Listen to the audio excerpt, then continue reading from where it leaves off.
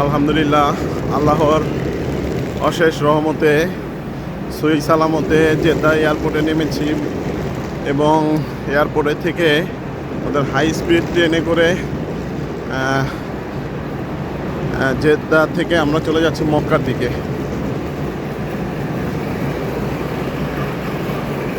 এটা ওদের ট্রেনগুলো অনেক দ্রুত যায়, বাস থেকে অনেক দ্রুত সময়ের মধ্যে জেদ্দা থেকে মক্কা চলে যাওয়া যায়।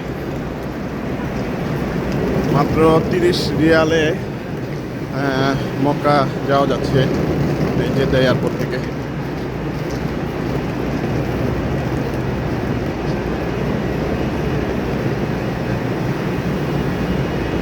আমাদের চায়না থেকে জেদ্দার ফ্লাইট ছিল, আমাদের এস্টিমেট টাইম ছিল তো 11 সাড়ে 11 ঘন্টা, কিন্তু ওরা 9 ঘন্টা 9.5 ঘন্টার মধ্যে চলে আসছে।